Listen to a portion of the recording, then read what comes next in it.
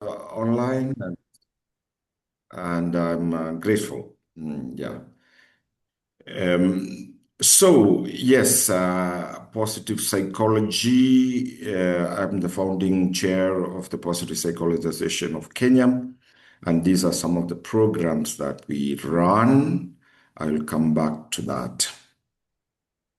Okay, so we are talking about character formation today. Why?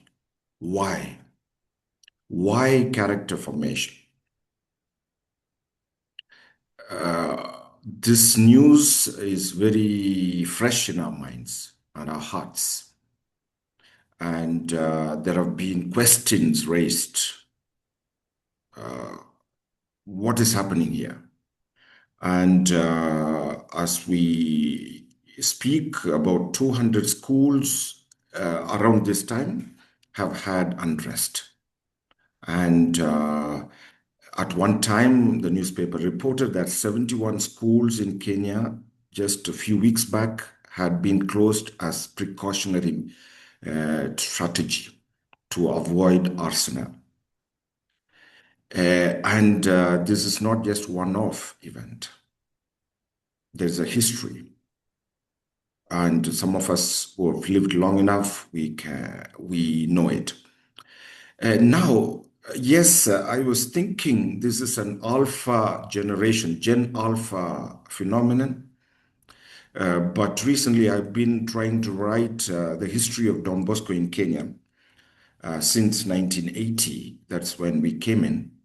And I've been going through, in all of our institutions, every day the history is recorded in a book called Chronicles.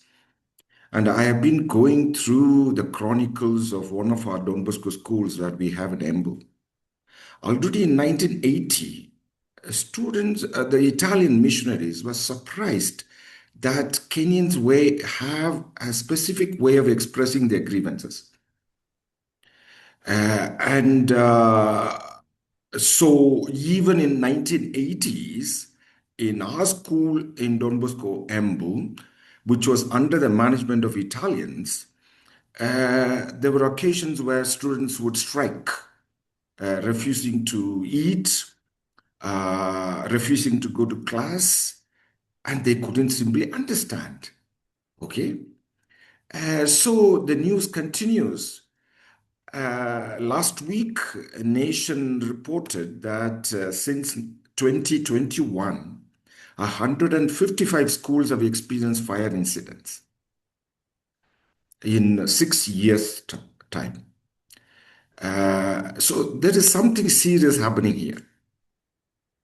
And as an educationalist, as a youth minister, as a Don Bosco priest, I have been emotionally upset by this. And what do we do about it? But it is not just the story of Gen Alpha or Gen Z, but it is a case of adults. It is a situation of adults. Our newspapers every day, literally, talk about billions and millions, which are going into a bottomless bucket. And our country, I'm also a Kenyan citizen, by the way, our country has a lot of potential. We know, not only in the East African context, but also in the continental level. We are one of the fastest growing economies, yet we are not yet there. And it's not only about economy. It is about the social fabric. It is about a national culture that is evolving.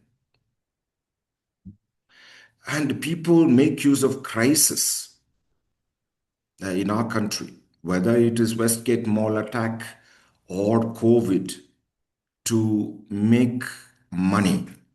And that's interesting. That's interesting. Then there is a whole lot of issues around work ethic. Work ethic. I was doing an anthropological study on virtues in Africa.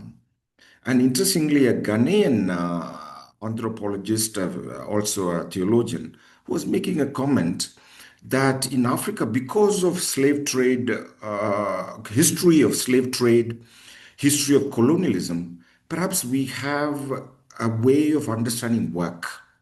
We make a distinction between work for myself, if I'm running my own business, and work for somebody else. Working for somebody else, still we have as sort of maybe at the back of our mind, even coming from a former colony myself, do we think it as a forced labor? Yeah, forced labor. Okay, I need to put bread on the table. I need a permanent job. Let me keep this going. But it doesn't matter if my contract says 40 hours of work, that whether I give it to the employer or not. As long as I'm coming to the office, or like I don't have time to go into this video. For example, this case of, it came about some years ago. A woman giving birth in a hospital reception at a river while nurses were taking tea. I'm sure we have watched this on social media. Uh, and just neglect in our hospitals. Some of us may be privileged to go to private hospitals. Even a private hospital, big, one of the expensive hospitals in the world, I don't want to mention it by name, it takes hours to get admitted and to be cared for. So, what is happening? What is happening? So, do these people lack life skills? Like, do our politicians lack life skills? Since late 1990s and early 2000, globally, there has been a lot of focus on life skills training. And even in our CBE curriculum, we see hangover of that life skills training. If we might remember, I'm sure many of us here are very high profile people. We have been involved in trainings and even maybe HIV prevention work. In the early 2000s, I myself was involved in life skills training. And there is a manual that we came up with. In English, it's called Scaffoldings, and in Swahili, it's called Chuo cha Maisha. So it was just a Christian life skills program that we developed, and we got funding from USAID to run it. So all those so now globally, in 2008, 2009, when there was that famous credit crunch, a global credit crunch, maybe in Africa we did not experience that much, but it was a big thing in the US and in Europe. They said, what has happened? Did these CEOs of banks who made them collapse under their own eyes while they were getting their bonuses lack life skills, or they lacked something else? So, and that's where the funding has shifted now from life skills training to virtue development or character development, character formation, what our poster has called positive behavior growth or behavior change. So, what's the difference between life skills and character? Now, if you see the definition of life skills, this is a classical definition of life skills, as you see on the screen. In every manual of life skills training, you will see this definition. And look at where it comes from, the World Health Organization. Why World Health Organization is the originator of this definition? Because the whole life skills rhetoric or discourse evolved around HIV prevention. But now we have to go beyond. We know our politicians don't lack communication skills. They don't lack negotiation skills. They don't lack creativity. They lack character. Our CEOs. Okay, so even the president of the most powerful country in the world. Okay. Now, character strength. What are character strengths that we are talking about? These are positively valued moral dispositions exhibited in a trait like behavior. They become part of me, though they are not really personality traits or temperament related to temperament, but they are moral dispositions that I know how, within the moral framework, I will use my gifts, my talents, my skills, including my life skills, and that will determine how I will function in the world. Now that is character. So just to contrast, a list of a classical list of life skills and character strengths. So, as a Catholic priest, why I find comfortable working within the domain of character coaching or character development is because previously I used to preach about forgiveness. And preaching is the least way of influencing behavior, as we will see. But behavioral change needs more than that.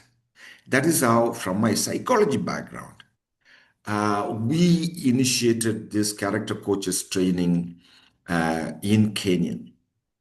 Okay, so now I need to go fast with this. So our character formation program that came as a response to the situation that we are seeing in Kenya is informed by a scientific approach of positive psychology. And what is positive psychology? So, in simple words, positive psychology focus on well-being and happiness. Well-being and happiness. However, positive psychology is not simply to do with positive thinking, or toxic optimism that everything will be all right. Think positive and everything will be okay. And all that you need is just to think and believe that you can and you will do it. No, no, no. It's not that. Positive psychology defines happiness beyond pleasure. It defines well being in terms of subjective well being, psychological well being, and social well being. And it has identified from scientific evidence that character, or what sometimes we call virtue, virtuous life, is what will ultimately contribute to well being. Now, I find this whole area of character development and character formation interesting, even from the UNESCO's perspective. There is a beautiful document that came out in 1996, almost 30 years ago, that talked about education in the 21st century as a framework. It was like a white paper for all the countries to plan their education in the 21st century. He talked about that formal education at different levels, at the primary, secondary, and tertiary levels, have to go beyond just two pillars. It has to integrate four pillars of education: learning to know, learning to do, learning to be, and learning to live together. And this character formation is very relevant in a school context because it is catering to that pillar of learning to be. It is not what I can do, but who I am. That is what will make me happy and enable me to contribute to flourishing institutions. So, there was a research done in Ghana. CEOs were asked, or people who HR managers were asked, what do you look for in your new recruits? And one of the things that appear consistently is not only skills and knowledge, but character. So there are different models of character development across the globe currently. There's a lot of discussion going on. Now, John Templeton Foundation funds millions of dollars, literally, for this domain, their priority area of grant funding called character virtue development. Of course, they are a bit stringent and rigorous in their process, competitive. So for them, character development, or they focus on these character strengths.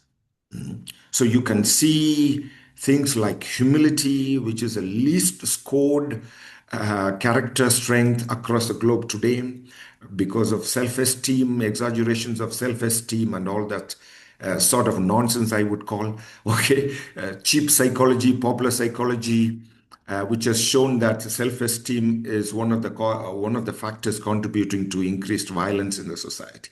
Yeah, I don't want to go into the nuances and the intricacies of those discussions in mainstream psychology that is going on today. Look at forgiveness, for example. Look at forgiveness on the left column. And they group character strengths in four types of character strengths: moral character, intellectual character, civic character, and performance character. Performance character. Honesty, for example, would fall under a moral character. Wisdom would fall, and or love for learning would fall under intellectual character. Social responsibility or ecological responsibility would fall under civic character. And vitality, for example, would fall under performance character. And we have also, as Positive Psychology Association of Kenya, we have also studied the African way of looking at values, virtues, and character. So, this is from a Ghanaian author, some of the listing. And we have in Kenya itself, closer home, Anna Kinoti, who has written on Gikuyu traditional values and character. And Odere Waruka on Luo sage sagacity, sage philosophy, where we also see these values listed. So then there is another model, more corporate sort of a model, where they help institutions, corporate entities to identify their strengths, us an institution and us individuals. But our own model of character development in Kenya and our manuals have been informed by this resource or this source of character strengths and virtues. And they list 24 character strengths. So you can see some of these things that we hear in the Bible, as St. Paul talks about gifts of the Holy Spirit and fruits of the Holy Spirit. They're all here now scientifically studied. Scientifically studied. So, what are character strengths? In simple words, they are repeated right actions which form habits, which become part of me, and it becomes character. Right action, what is it? It's not just a legal action. It is action that contributes to the well-being of uh, people around me and myself. So, character strengths are morally valued dispositions. They are trait-like and they are malleable, meaning you can change it. You can learn and unlearn. Okay? So in psychology, we make a distinction between traits and state. States are individual behaviors, individual behaviors. So just because today you are generous to somebody this morning does not make you a generous person. But when there is a pattern of behavior, of generosity then you have the character strength of generosity or compassion. Okay, so the average behavior, the typical behavior is a trait. So virtue and character is a typical behavior, almost predictable how this individual will function. And states are specific individual behavior. Okay, so temperaments, when we say temperament, somebody's temperament, it is not same as personality, but they are the basis of personality. They are biological dispositions. But personality is a pattern of behavior, not only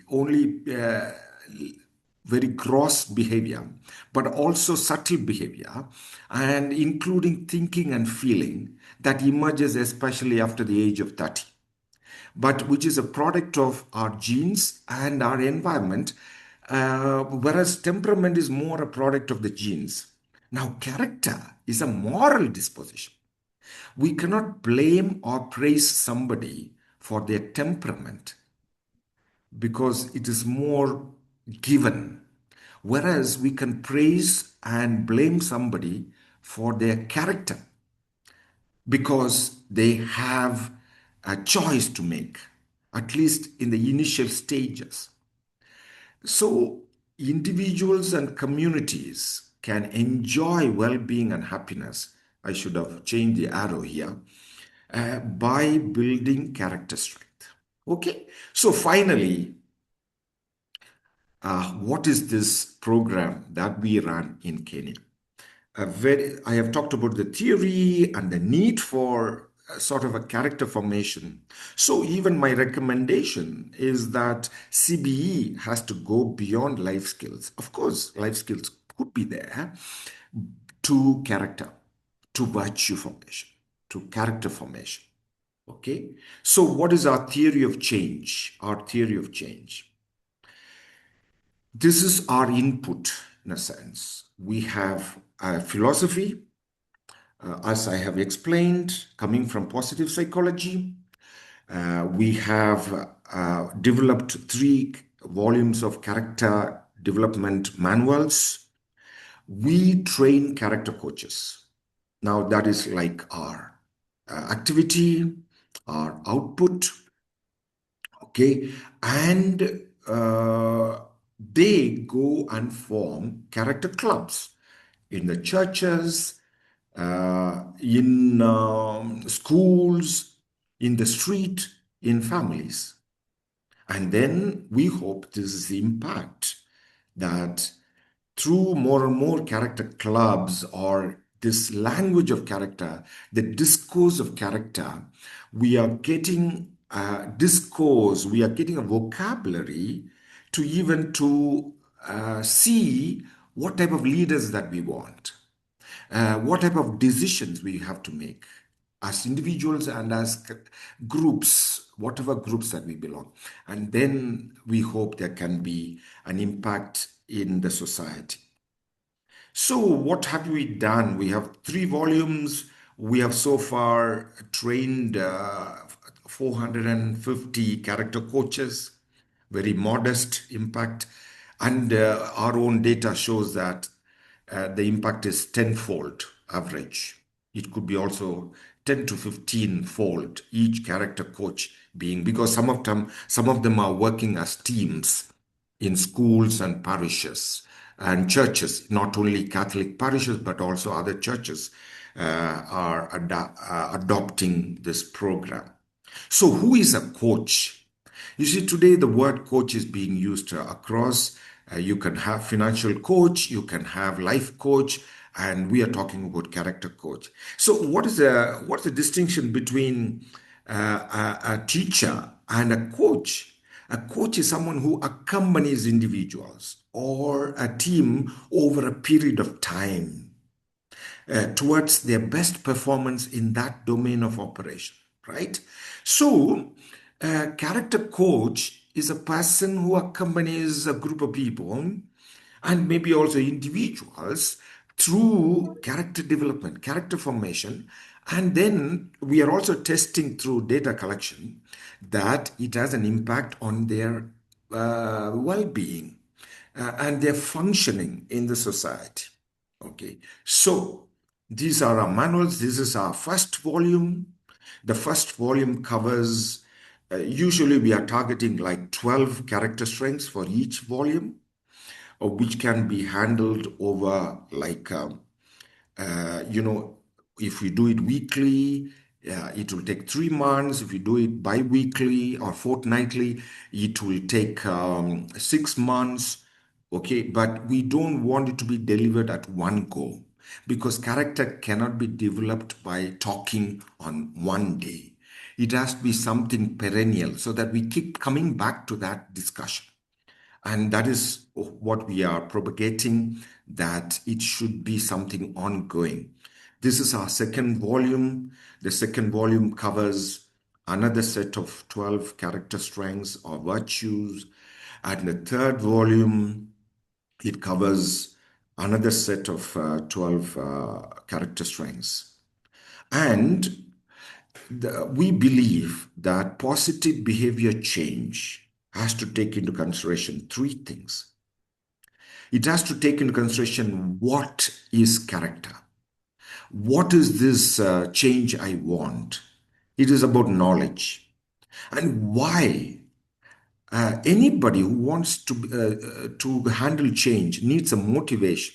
Why do I change? Why do I grow? Why do I need this character? And then how?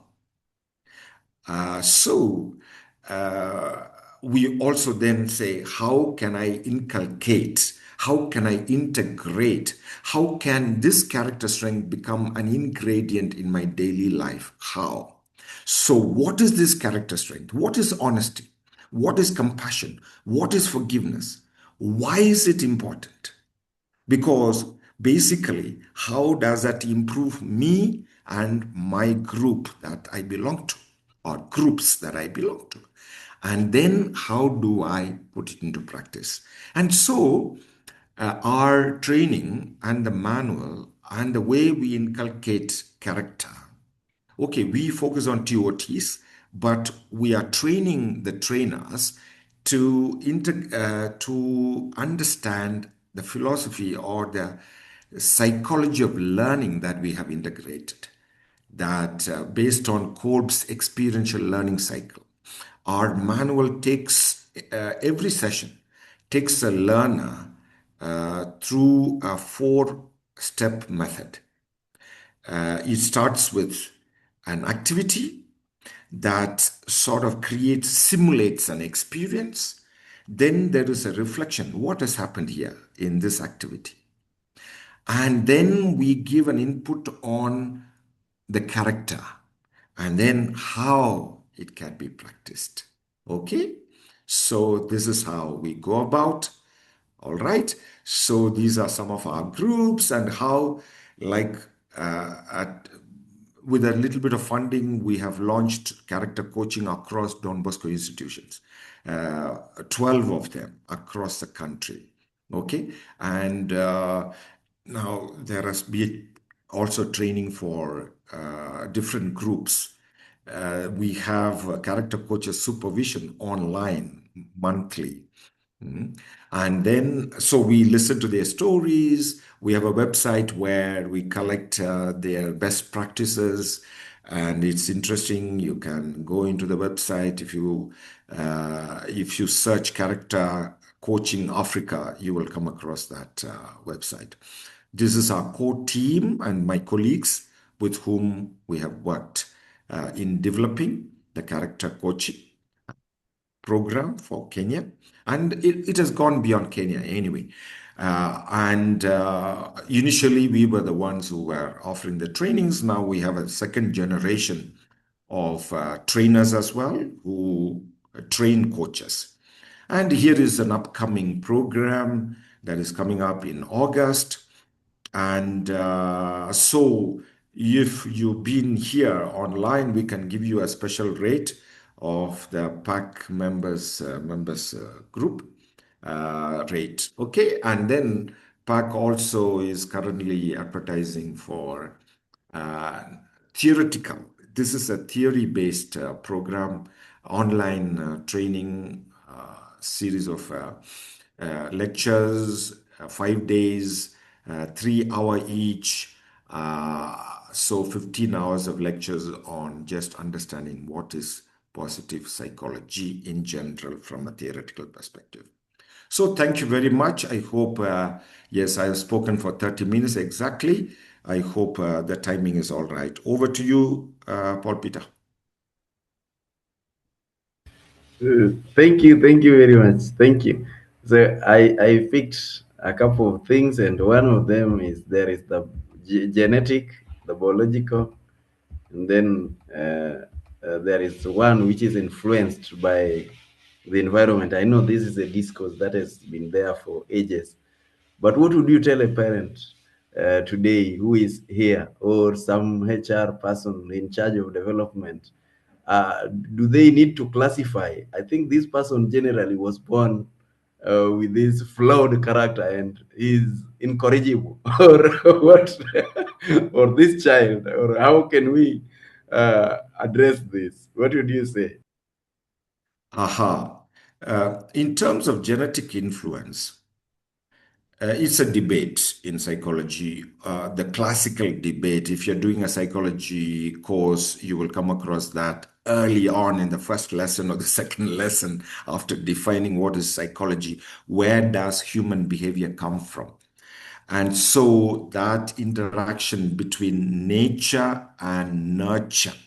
So, insofar as even virtue is is a behavior ultimately, because it has a cognitive dimension in terms of thinking, it has an affective dimension in terms of feeling and emotions, and it is expressed in action, behavior.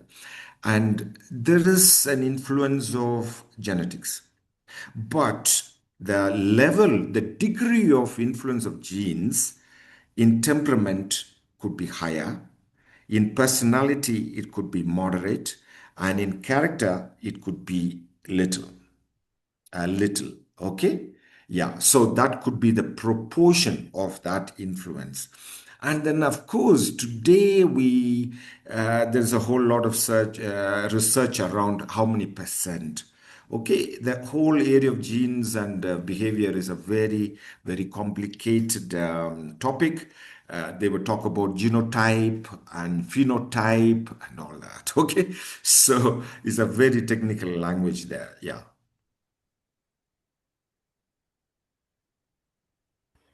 Thank, thank you, thank you very much. Now, somebody is also asking, whom do I contact if I'm interested in the courses? Aha. Maybe I can share the poster with you, Yes, Paul yes, Peter. Then you can share it across your group. yes. Thank That you. Yeah. would be good. Yeah, and we'll be able to share it. The So, maybe just one more question. I know some other people will put up questions.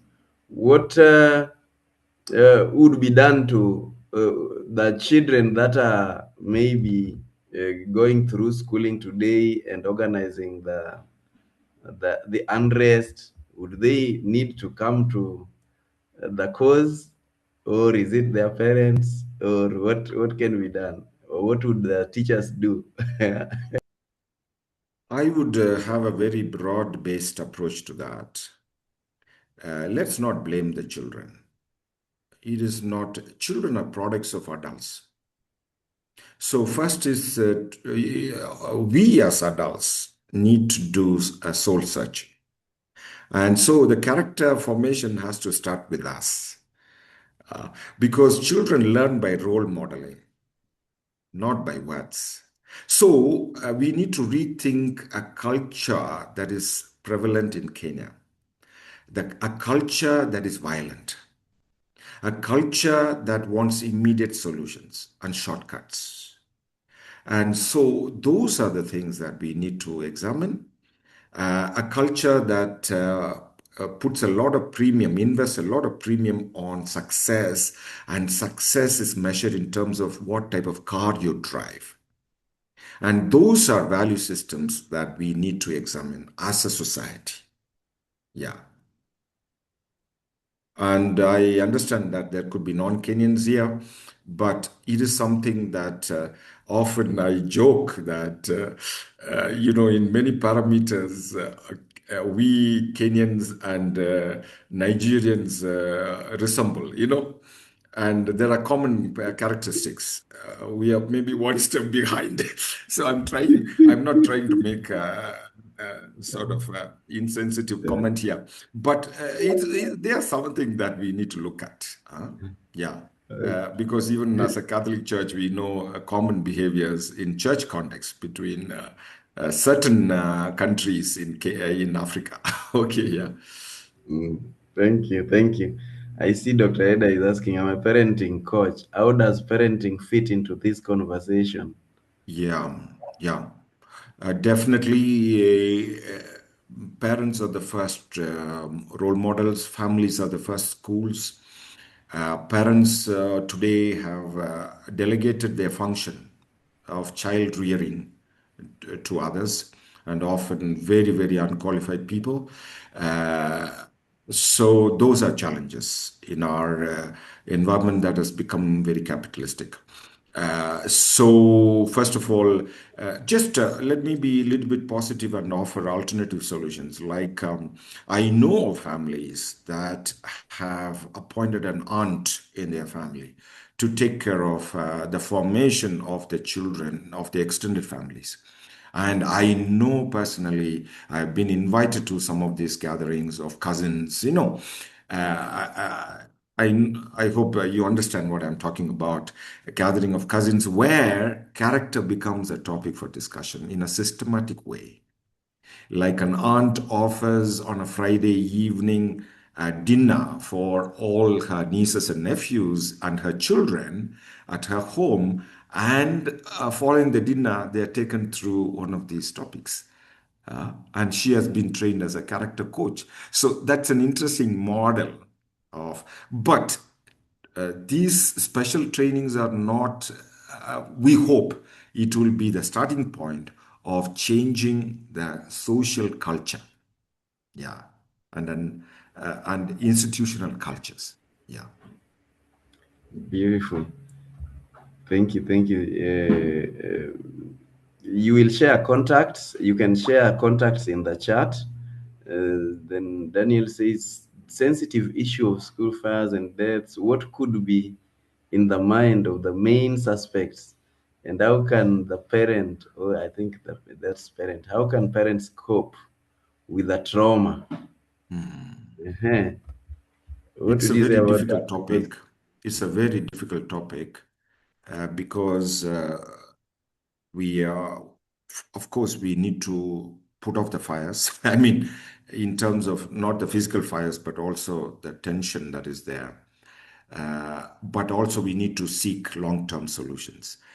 So I think the current generation, what we call the Gen Alpha. Okay. We are talking a lot on Gen Z. Now, what we have in our schools is called Gen Alpha. We are restarting the counting again. The counting started from X. So from X, Y, Z, we are starting with Alpha generation. And this generation of Alpha are largely grown up in small families. They are used to immediate feedback. They are used to immediate solutions. Of course, in African context, there could be a divide between the rural and urban societies in these categories, but rural societies are also catching up. So, what they want, I think, in our schools is to be listened to. And that leadership of saying, we will look into it, does not go well for them. That diplomacy of leadership with diplomacy of, we will consider it and we will look into it. These young people don't want to hear that. They want concrete solutions. The second thing is, I have visited boarding schools. See, many of us, including me, I studied in boarding schools from the age of 10. Uh, But we are used to minimal provisions. We are used to off standard, low standard, even facilities and amenities. But these children expect decent amenities, decent places, decent places. So the physical environment of our schools, uh, not only just big arches in front of the schools, how are the washing rooms, uh, comfort rooms in these boarding facilities? Yeah. So those are the grievances that they're looking at. And they're tired of eating githeri every day. Yeah. These are the grievances because they are used to growing up in small families where they are taken care of in a very specific, individualized manner. Yeah. So those things have to be talked about as we talk about also character development. Yes. Thank you. Actually, I realized that the schools or the high schools generally, the school environment has been largely operated like a military base. But Yes. these children do not, they expect to be talked to, they expect to be given audience. Yes. But the mindset of most of the school administration and the teachers are stuck into the previous world, the Yes. colonial mindset, as you are Correct. putting it, which becomes a big problem, and therefore it really leads to children have to explode one way or the other. Somebody has asked, I believe this one will be answered through your the contact that you share. Do you network with other organizations for a common goal? And then Kaketo has also said, well said, Prof.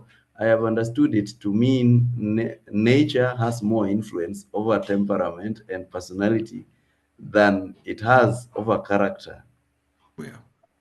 Okay. Character seems So to be very more quickly, nature and nurture important than thing. nature. You see, in character and virtue, in moral behavior, there is more freedom, individual freedom, and less genetics. In temperament, that's why I said we cannot praise and blame somebody for their temperament. Yeah, yeah. So that is well put. What was the first question, Peter Paul? Do you network with other Oh, organizations for a yes, common and we are goal? looking for such networks. Please, if you want to contact us, I can put my contact you. Then we can talk. Yeah, about it. We want networks so that this idea can go across, and we are not holding on to our idea and we don't want to make money out of it. Okay. Yeah. We want to improve our outreach. Okay, so welcome on board. Let's work together. Thank you very much. Dr. Melvin says he has two questions, after which I think he can give vote of thanks because of time.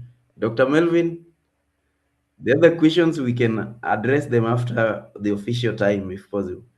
Dr. Melvin, are you there and ready? Yeah, right. I wanted to ask whether the Where is positive your psychology. video? Right. We need to Yeah, see your white face. yeah, I wanted to ask whether the Positive Psychology Association of Kenya works within correctional facilities.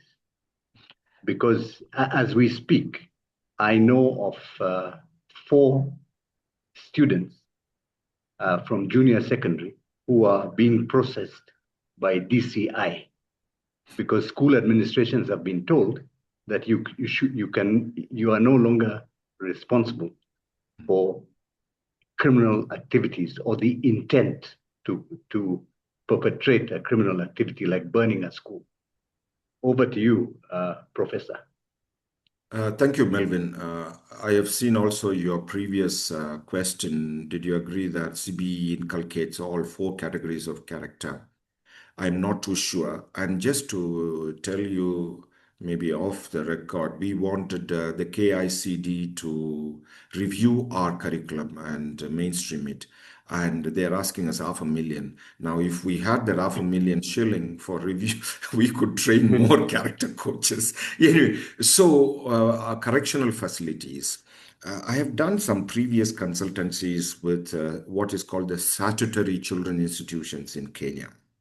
That includes rescue centers, children rescue centers, remands, screening centers, and rehab schools, which used to be called olden days approved schools, if you remember, Dagoretti, Kerengeti in Kiambu, and even across the countries. We have done consultancies.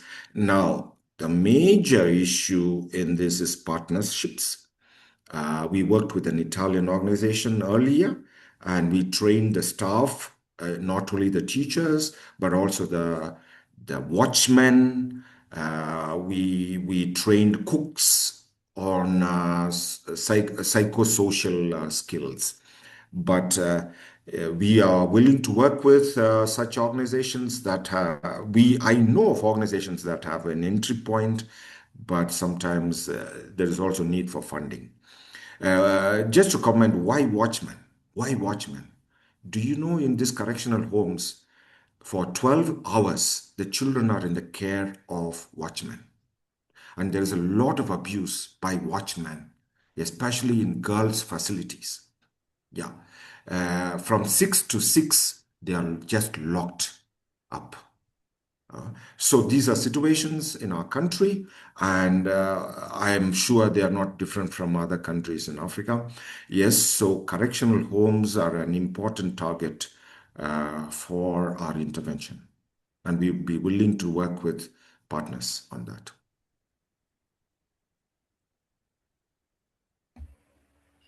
Thank you very much. Melvin, go ahead. Right. I'm giving a vote of thanks. And first of all, I want to thank the audience.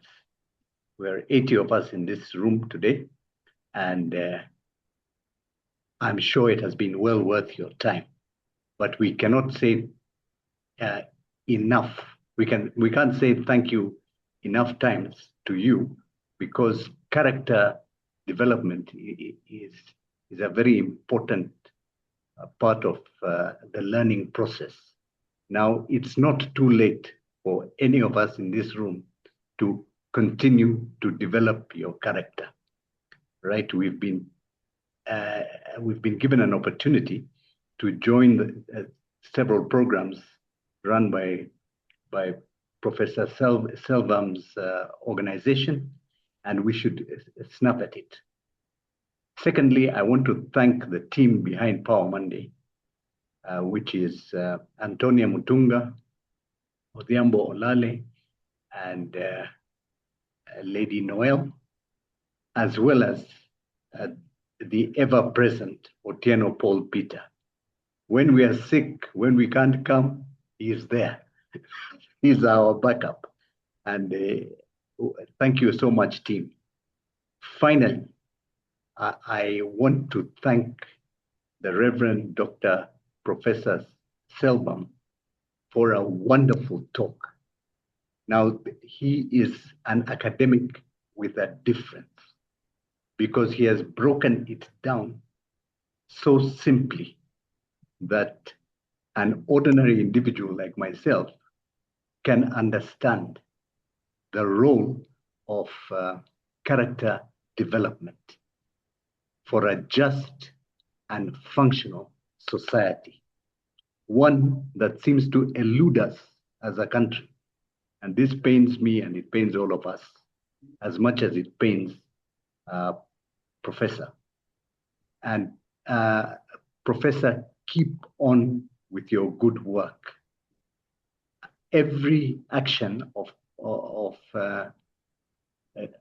Father Selvam has been sieved through the evidence base across this country, across this continent, and across the world. And he has generated, together with his team, these 3 manuals. Some of his students are in the room, and I want to acknowledge their presence, and I want to acknowledge the impact that the Positive Psychology Association of Kenya has had in this country. And with those few remarks, can I hand it back to OPP to conclude? Thank you, OPP. Thank you very much, Dr. Melvin. And Dr. Melvin is one of the board members for Power Monday. He didn't mention himself as one of the people behind Power Monday. And at this particular point in time, I welcome Noel, not Noel, Antonia. Antonia, are you there to make some announcement? If there is, then we can close.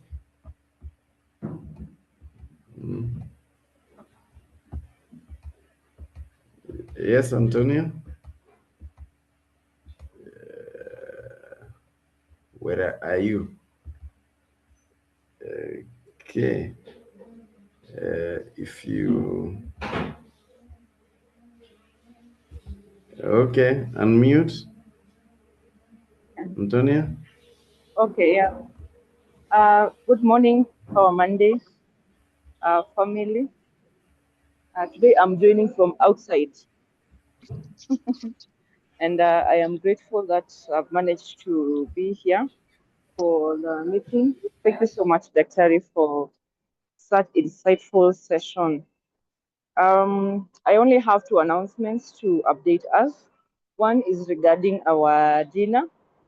The month is ended with only 2 days left to end the month of June, and we are supposed to fill up that form and have the answer number in check. So currently, let's put down our names and stand to be counted. Yeah, once they are 100, we hit the 100, we are going to close because that is our target, and we wouldn't want to have people coming and failing to get places to sit. And about the corporate package, it was shared.